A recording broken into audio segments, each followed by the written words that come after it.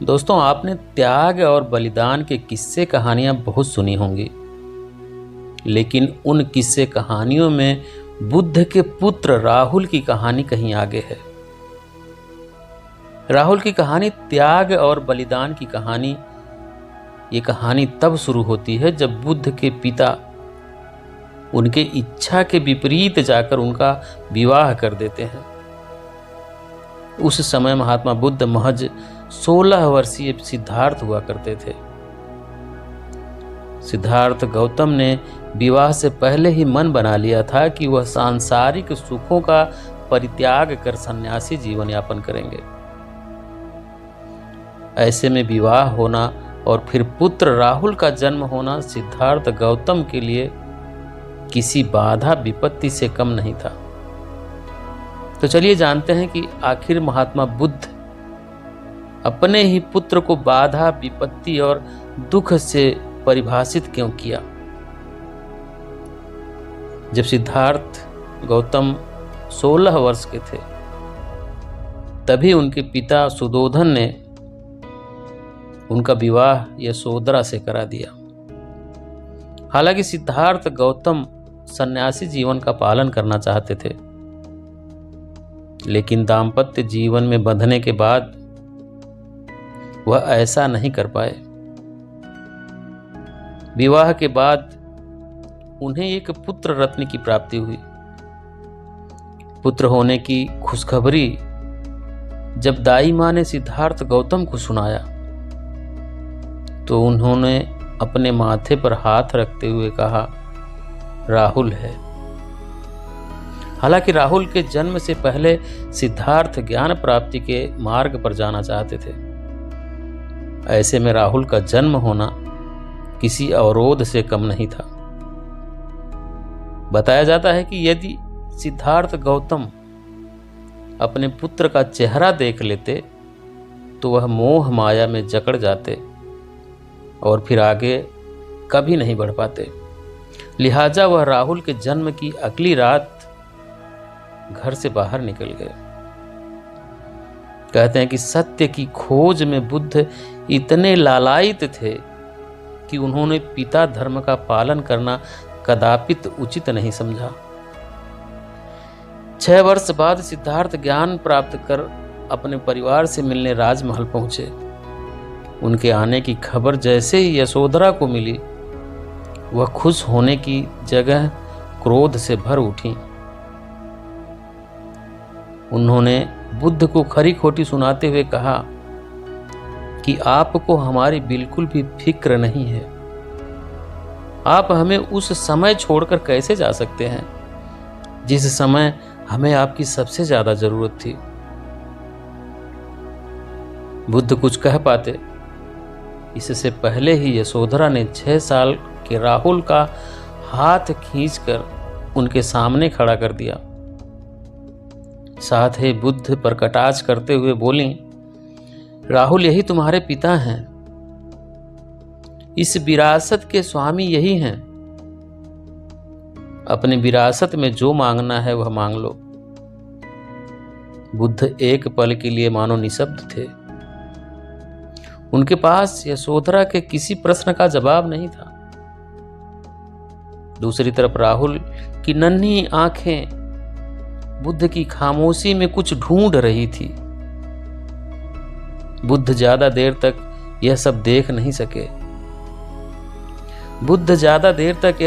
नहीं सके और बोले, मैं तो एक सन्यासी हूं, मैं तुम्हें क्या दे सकता हूं। लेकिन राहुल अभी भी खामोश था।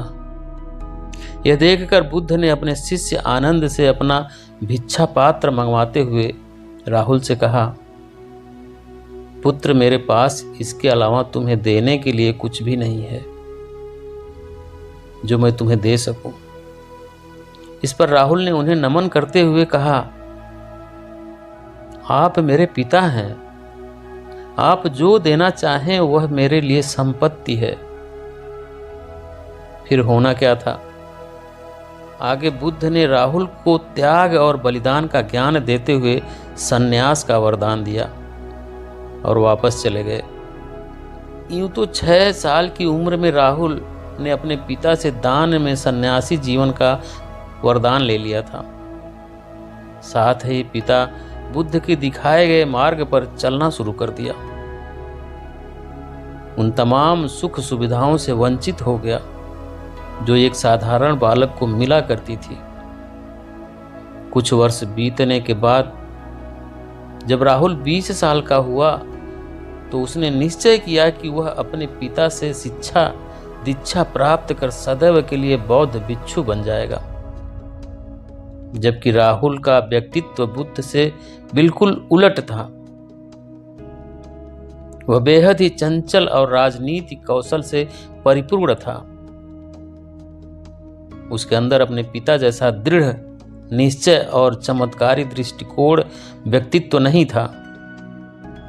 बावजूद इसके बौद्ध भिक्षु बनने के लिए वह बुद्ध के पास पहुंच ही गया। वहां उसने बुद्ध से मुक्ति मार्ग और इंद्रियों पर नियंत्रण का प्रशिक्षण देने का आग्रह किया। बुद्ध ने राहुल के आग्रह को स्वीकार किया और उसे प्रशिक्षण देना शुरू कर दिए।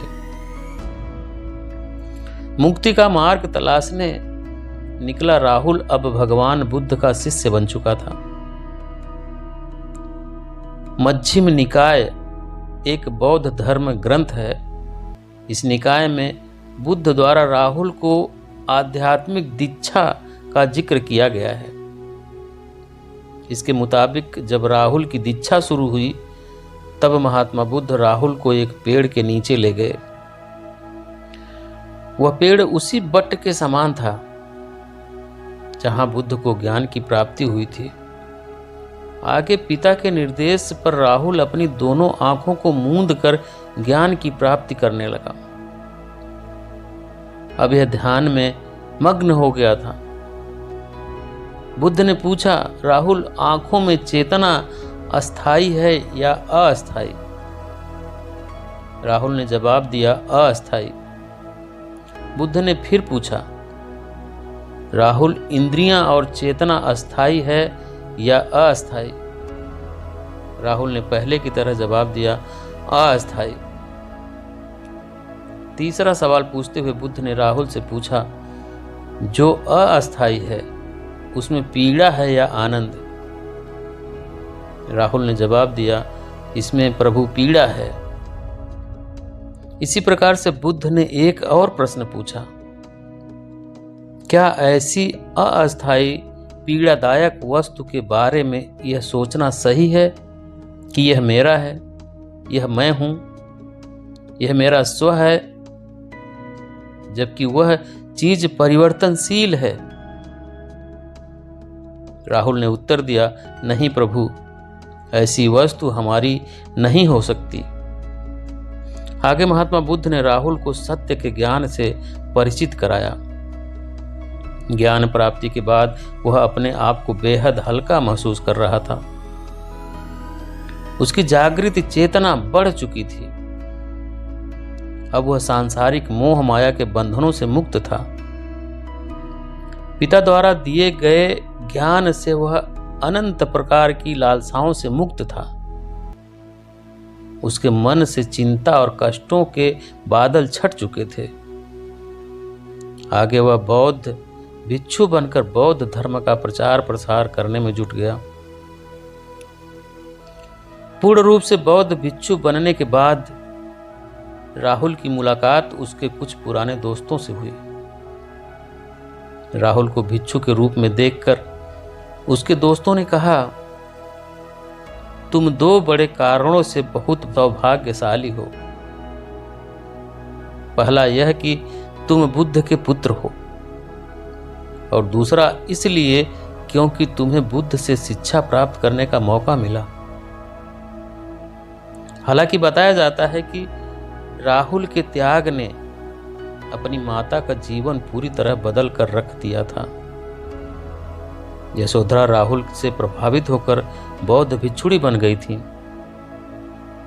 इधर राहुल बौद्ध धर्म के प्रचार प्रसार में लगा रहा। एक दिन जब बुद्ध जंगल के मार्ग में थक कर विश्राम कर रहे थे, तभी किसी ने बुद्ध को सूचना दी कि आपका पुत्र अब नहीं रहा। तो दोस्तों, इस प्रकार से बंधनों से मुक्त राहुल अब सांसारिक बंधन से मुक्त हो चुके थे। बताया जाता है कि महान सम्राट अशोक राहुल से प्रभावित होकर उनके सम्मान में एक स्तूप का निर्माण भी करवाया था। तो यह थी महात्मा बुद्ध के पुत्र राहुल से जुड़े कुछ पहलू। दोस्तों, मुझे उम्मीद है कि आप लोगों को यह वीडियो पसंद आएगी, ये जानकारी पसंद आएगी। तो प्लीज़ वीडियो को लाइक कर दें, कमेंट कर दें, वीडियो को शेयर कर दें, और चैनल पे अभी तक नए हैं तो चैनल को सब्सक्राइब करके बेल आइकन ज़रूर प्रेस कर लें, ताकि आने वाली सभी वीडियो का नोटिफिकेशन सबसे पहले आपको मिले। वीडियो देखने के लिए बहुत बहुत धन्यवाद।